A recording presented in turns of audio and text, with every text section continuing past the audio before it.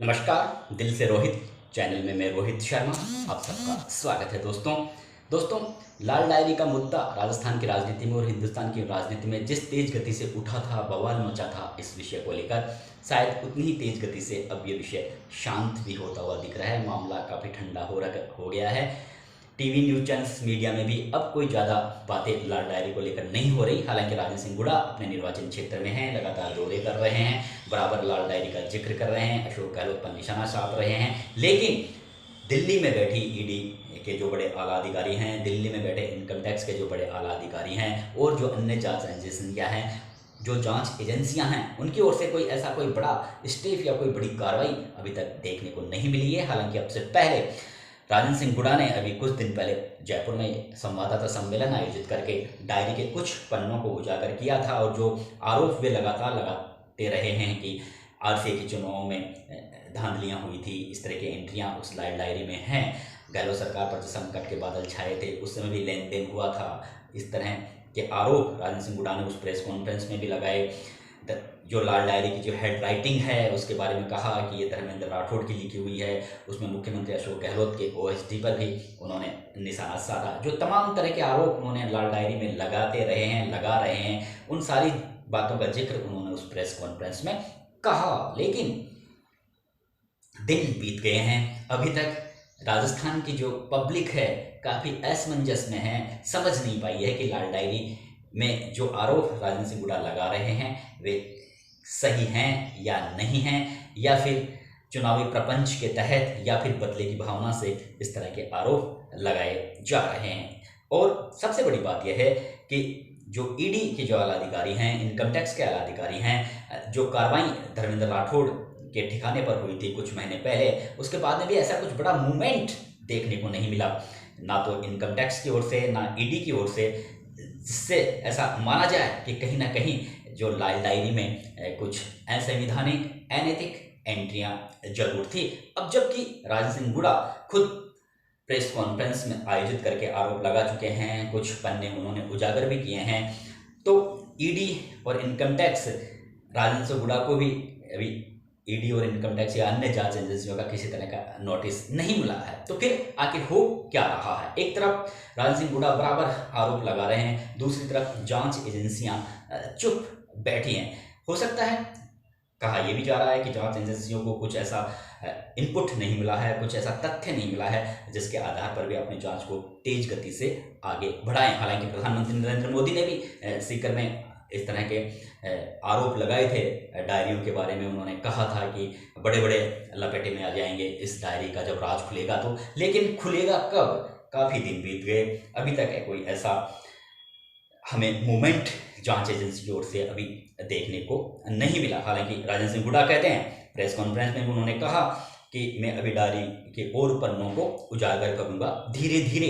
तो फिर आप धीरे धीरे उजागर क्यों कर रहे हो? एक साथ आप सबके सामने रख दीजिए, एक साथ आप इनकम टैक्स को भी बता सकते हैं, ईडी के आला अधिकारियों को भी बता सकते हैं, और फिर जो पब्लिक में जो असमंजस और जो संशय छाया हुआ है वो दूर हो सकता है अगर आप एक साथ इस विषय को उठाएं, बताएं। लेकिन शायद हो सकता है, चर्चा है, राजनीतिक विश्लेषक ये भी मानते हैं कि राजेंद्र सिंह गुड़ा खुद भी इसमें अपराधी बन सकते हैं, क्योंकि जिस तरह से उन्होंने खुद स्वीकार किया है कि वे जब ईडी का रेड हुई थी धर्मेंद्र राठौड़ के निवास पर तो वे खुद डायरी लेने वहां पहुंचे थे और चुपके से और बड़े ही उन्होंने एक तरीके से अपनी एक कलाकारी दिखाते हुए उन्होंने वो आँख चुरा के, या आँख से काजल चुरा लेते हैं, इस तरह से वे वहाँ से डायरी चुरा कर लाए थे वो लाल डायरी। और अशोक गहलोत के कहने पर वे वहाँ पर गए थे, वे खुद बराबर कहते रहे हैं, तो फिर अपराध तो उनका भी बनता है। तो हो सकता है वो इस वजह से वहाँ नहीं जा रहे हों, या फिर उन्हें भी ऐसा लगता हो, वे भी कोई कानूनी सलाह ले रहे हों कि अगर लाल डायरी में अगर कुछ ऐसा एंट्री भी है तो इसमें कुछ ज़्यादा होने वाला नहीं है, वो जानते होंगे। लेकिन सरकार की ओर से अब बराबर उन पर प्रेशर बनाया जा रहा है, जिस तरह से उनकी जो पुराने आपराधिक मामले हैं उन पर शिकंजा कसने की तैयारी चल रही है। तो फिर राजेंद्र गुड़ा भी बराबर दाव खेल रहे हैं। वे भी ये चाहते हैं कि मैं अगर एक साथ मामले को उजागर करूंगा तो फिर मैं सरकार पर प्रेशर कैसे बना पाऊंगा, मैं गहलोत सरकार पर प्रेशर कैसे कैसे बना पाऊंगा। इसलिए वे थोड़ा धीरे धीरे उन डायरी के पन्नों को खोलना का उन्होंने कोई प्लानिंग तैयार की है। लेकिन इस तरह के बातों से, इस तरह के विषय से राजस्थान की जो जनता है, देश की जनता है, वो फिर ना ठीक तरह से इन आरोप पर वो विश्वास भी नहीं कर पाती है। हालांकि अब ये मामला बिल्कुल तेजी से शांत हो गया है। जिस तेज गति से कुछ दिनों तक ये मामला मीडिया की सुर्खियों में बना, अब वैसा मीडिया की सुर्खियों में भी बना हुआ नहीं है ये मामला। और फिर हो सकता है आने वाले दिनों में चुपचाप सब बैठ जाएं और मिले कुछ भी नहीं। लेकिन यहाँ पर जो मेरा वीडियो बनाने का मतलब यही था कि राजेंद्र सिंह गुड़ा जो विगत 1 साल से सचिन पायलट के साथ लगे हुए थे और बराबर सचिन पायलट की वो पैरवी कर रहे थे, मुख्यमंत्री बनाने की पैरवी कर रहे थे, कह रहे थे कि सचिन पायलट को आगे करके कांग्रेस पार्टी चुनाव लड़ेगी तो राजस्थान में सरकार रिपीट हो सकती है, अन्यथा नहीं हो सकती। उन्होंने अशोक गहलोत पर भी निशाना साधा, उन पर व्यक्तिगत आरोप लगाए, व्यक्तिगत छिटाकसे भी उन्होंने खुले मंच पर वे कर रहे थे। 1 साल से बेखौफ होकर बेधड़क वे अपनी बातें कह रहे थे, यानी पूरे जी जान से, तन मन से सचिन पायलट के साथ लगे हुए थे। और सचिन पायलट भी भ्रष्टाचार को लेकर बराबर वे हमला गहलोत सरकार पर बराबर वो कटघरे में खड़ा कर रहे थे कि वसुंधरा राजे शासनकाल के दौरान जो कथित भ्रष्टाचार हुए थे, आप उनकी जांच क्यों नहीं करवाते हैं। इस तरह के मामलों को लेकर वे कई दिनों तक राजस्थान की सड़कों पर रहे। लेकिन अब अचानक चुप हो गए। कांग्रेस हाईकमान की ओर से हस्तक्षेप करने के बाद में उनकी जुबान के ताला लग गया। तो अब कहीं ना कहीं फिर राजेंद्र सिंह गुड़ा को भी ऐसा लगता है कि एक तरीके से उन्होंने सचिन पायलट की पैरवी करके या उनके खेमे में जाकर कहीं ना कहीं उन्होंने भी गलती कर ली है, क्योंकि वे इस समय अभी अकेले पड़ गए हैं। हालांकि हनुमान बेनीवाल आरोप लगाते हैं कि ये जो लाल डायरी का जिक्र करते हैं राजेंद्र सिंह गुड़ा, वो एक प्लानिंग है सचिन पायलट और भारतीय जनता पार्टी की। ये हनुमान बेनीवाल के आरोप हैं। ये आरोप कितने सच हैं, कितने गलत हैं, ये एक अलग बात है। लेकिन ओवरऑल अगर देखें तो इस समय राजेंद्र सिंह गुड़ा अकेले से पड़ गए हैं और सचिन पायलट इस मुद्दे पर बिल्कुल चुप हो गए हैं। वे कोई ज़्यादा बोलते नहीं हैं। अगर कोई मीडिया पर्सन उन्हें कुछ इस विषय में पूछता भी है तो वे भारतीय जनता पार्टी का नाम लेकर उस पर थोड़ा लीपापोती, उस सवाल को थोड़ा दबाने का प्रयास करते हैं। कहते हैं चुनावी साल है, चुनावी मौसम है, इस तरह के आरोप तो अब लगेंगे ही, इस तरह की बातें वे कहते हैं। तो अब राजेंद्र सिंह गुड़ा भी ये सोचते होंगे कि अशोक गहलोत जो उन पर काफ़ी आंख मूंद कर विश्वास करते थे, 2008 में भी उन्होंने अशोक गहलोत सरकार को सपोर्ट किया था। वे बसपा के साथियों के साथ सरकार के साथ आए थे और उस समय अशोक गहलोत ने उन्हें मंत्री बनाया था। और फिर अभी 2018 में भी वे पूरी तरह से अशोक गहलोत के साथ लगे रहे। अशोक गहलोत उनकी काफ़ी इज्जत भी, एक तरीके से उन्हें काफ़ी मान सम्मान भी अशोक गहलोत ने उन्हें दिया। यानी अशोक गहलोत और राजेंद्र सिंह गुड़ा के बीच में काफ़ी अच्छे राजनीतिक ताल्लुकात बन गए थे।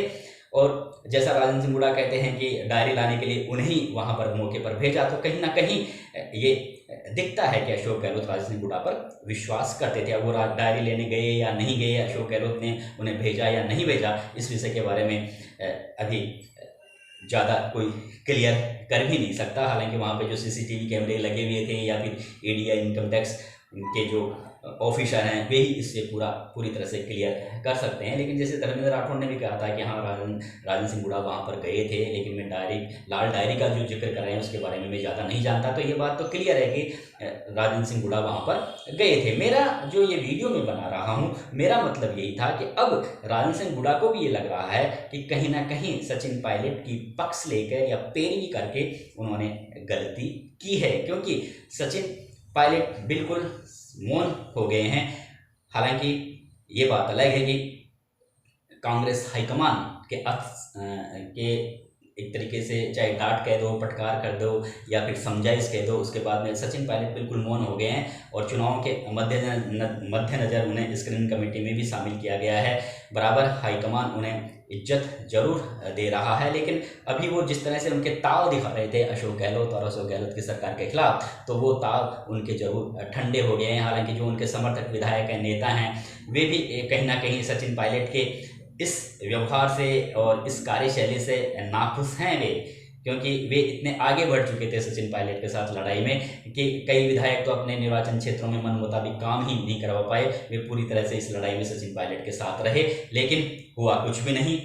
हाईकमान ने अशोक गहलोत को अगुवाई में ही एक तरीके से चुनाव लड़ने का पूरा प्लान तैयार कर लिया और सचिन पायलट की भूमिका काफी हद तक सीमित कर दी। तो अब राजेंद्र सिंह गुड़ा भी ये सोचते हैं कि कहीं ना कहीं उन्होंने भी 1 साल का जो समय है वो खराब किया सचिन पायलट के साथ लगकर। हालांकि हनुमान बेनीवाल जो आरोप लगा रहे हैं, मुझे नहीं लगता कि सचिन उनके आरोपों में कोई ज़्यादा दम है, क्योंकि ये जो विषय है राजेंद्र सिंह गुड़ा वाला, अगर 1 साल से राजेंद्र सिंह गुड़ा सचिन पायलट के साथ लगे हुए थे, बराबर उनकी मीटिंगों में जाते थे, उस समय उनके मुंह पर कभी भी लाल डायरी का जुबान, जो लाल डायरी उनकी जुबान पर कभी भी उस समय नहीं आई। ये जो लाल डायरी का विषय उस समय आया जब उन्हें मंत्री पद से बर्खास्त कर दिया गया। अब वे बराबर हमला बोल रहे हैं गहलोत सरकार के खिलाफ, अशोक गहलोत के खिलाफ। तो एक लंबे समय तक उनके अशोक गहलोत के साथ एक अच्छे राजनीतिक ताल्लुकात रहे। धर्मेंद्र राठौड़ के वे आवास पर भी रहे। धर्मेंद्र राठौड़ अशोक गहलोत के एक तरीके से बाएं हाथ हैं, राजनीतिक हलकों में ये माना जाता है। तो फिर अब एक अचानक उनका सचिन पायलट के साथ जुड़ना, तो कुछ लोग ये भी कहते हैं कि राजेंद्र सिंह गुड़ा एक महत्वाकांक्षी प्रवृत्ति के व्यक्ति हैं। वे हवा का रुख भांप लेते हैं, लेकिन इस बार उन्होंने हवा का रुख नहीं भांपा। वे पहले ये सोच रहे थे कि हो सकता है विधानसभा चुनावों से पहले कांग्रेस हाईकमान सचिन पायलट को कोई बड़ी जिम्मेदारी दे देगा या सचिन पायलट की अगुवाई में ही चुनाव लड़े जाएंगे। तो वे इसी सोच के साथ सचिन पायलट के साथ उस समय लग गए। उन्हें ये लग रहा था कि सचिन पायलट ही एक तरीके से आने वाले दिनों में अगर कांग्रेस पार्टी की सरकार बनती है तो मुख्यमंत्री होंगे और उन्हें सरकार में अच्छी भागीदारी मिलेगी। इसी सोच के साथ वे सचिन पायलट खेमे से जुड़ गए, लेकिन हो गया उल्टा। अब बात यह आती है कि जो मित्रता, अब ये मित्रता उन दोनों राजेंद्र सिंह गुड़ा और सचिन पायलट के बीच हुई थी या नहीं हुई थी, तो अब सीधी सी बात यह है कि इन दोनों नेताओं के दिल आपस में कभी भी नहीं जुड़े थे। जैसा कि राजेंद्र सिंह गुड़ा भी कहते हैं कि उन्होंने अशोक गहलोत और सचिन पायलट दोनों को कटघरे में खड़ा किया था। एक बयान में माता सीता का नाम लेकर उन्होंने बयान दिया था। हालांकि इस बयान पर भी काफ़ी बवाल मचा था। उन्होंने कहा था कि माता सीता इतनी सुंदर थी कि अशोक गहलोत भी रावण भी उनकी सुंदरता के पीछे पड़ गए थे और राम भी उनकी सुंदरता के पीछे पड़ गए थे। तो उसी तरह से मेरे पीछे अशोक गहलोत पड़े हुए हैं, सचिन पायलट पड़े हुए हैं। तो इस बयान से ये साफ जाहिर होता था कि अब राजनीतिक हलकों में ये भी माना जा रहा है कि ऐसा हो नहीं सकता कि सचिन पायलट आगे बढ़कर या अपनी रणनीति के तहत उन्होंने राजेंद्र गुड़ा को कहा हो कि आप मेरे खेमे में आइए। ये इस विषय पर मैं भी इस पॉइंट को स्वीकार करता हूं कि सचिन पायलट ने कभी भी जानबूझकर राजेंद्र सिंह गुड़ा को ये नहीं कहा होगा कि आप मेरे खेमे में आइए या मेरे साथ जुड़िए। यहाँ पर राजेंद्र सिंह गुड़ा ही सचिन पायलट के साथ गए थे आगे बढ़कर। हालांकि वो बयान दे रहे हैं, वो अलग बात है कि पायलट मेरे पीछे पड़े हुए हैं, अशोक गहलोत मेरे पीछे पड़े हुए हैं, लेकिन इस विषय में जहाँ तक माना जाए तो राजेंद्र सिंह गुड़ा खुद आगे बढ़कर सचिन पायलट के खेमे में गए। हालांकि सचिन पायलट भी जानते हैं कि राजेंद्र सिंह गुड़ा किस प्रवृत्ति के हैं और हवा के झोंकों के साथ चलने वाले राजनेता हैं और उनका जो मकसद होता है वो यही होता है कि खुद की महत्वाकांक्षाएं भी पूरी की जाए और अपने निर्वाचन क्षेत्र में ज़्यादा से ज़्यादा विकास काम करवाए जाए। इसी मकसद से वे सरकार के साथ जुड़े रहते हैं। इसलिए वे सचिन पायलट की मीटिंगों में जा रहे थे, उनका बराबर पक्ष ले रहे थे, वो एक अलग बात थी। लेकिन सचिन पायलट भी ये समझते थे कि ये इनसे मेरा ज़्यादा दिनों तक राजनीतिक जो संबंध है या मित्रता है वो बनी नहीं रहेगी। ये बात सचिन पायलट अच्छी तरह से समझते थे और यही वजह है कि वे अब भी एक तरीके से ज़्यादा सीरियस नहीं है राजेंद्र सिंह हुड्डा को लेकर, जबकि सचिन पायलट ने खूब बोला था, अशोक गहलोत सरकार को कटघरे में खड़ा किया था भ्रष्टाचार के मुद्दों को लेकर, लेकिन लाल डायरी को लेकर वे कुछ भी नहीं बोल रहे हैं, राजेंद्र सिंह हुड्डा को लेकर वे कुछ भी नहीं बोल रहे हैं। तो ये सीधा सा मतलब यही है कि इन दोनों नेताओं के बीच यानी राजेंद्र सिंह हुड्डा और सचिन पायलट के बीच एक कुछ समय के लिए राजनीतिक परिस्थितियों वश एक जो राजनीतिक मित्रता जो बनती है वो मित्रता भी नहीं बनी थी, वो सिर्फ एक तरीके से कह सकते हैं कि वो परिस्थितियां ऐसी थी और कुछ दोनों नेताओं की कुछ मजबूरियां थी, इसकी वजह से दोनों नेता एक साथ कुछ दिनों तक हमें नज़र आए।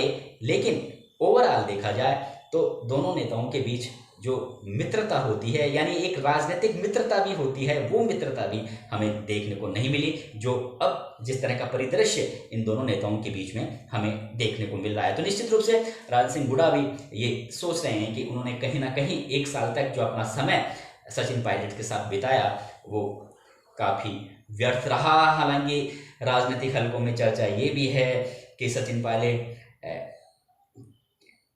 और भाजपा के कहने पर ये इस तरह का उन्होंने एक तरीके से एक रणनीति के तहत उन्होंने ये लाल डायरी का जिक्र किया।